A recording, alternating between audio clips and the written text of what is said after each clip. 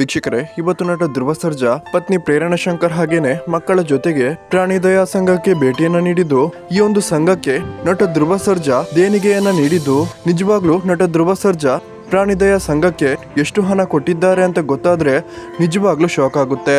ವೀಕ್ಷಕರೇ, ನಟ ಧ್ರುವ ಸರ್ಜಾ ಪ್ರಾಣಿಗಳ ಮೇಲೆ, ಅದರಲ್ಲೂ ಗೋವುಗಳನ್ನ ಕಂಡ್ರೆ ಎಷ್ಟೊಂದು ಕಾಳಜಿ ವಹಿಸುತ್ತಾರೆ ಅನ್ನೋದಕ್ಕೆ ಈ ಒಂದು ವಿಡಿಯೋನೇ ಸಾಕ್ಷಿಯಾಗಿದ್ದು, ನಟ ಚಿರಂಜೀವಿ ಸರ್ಜಾ ಅವರ ಹೆಸರಿನಲ್ಲಿ ಈ ಒಂದು ಗೋಶಾಲೆಗೆ ತಮ್ಮ ಕೈಯಲ್ಲಾದಷ್ಟು ಹಣವನ್ನ ಕೊಟ್ಟಿದ್ದಾರೆ.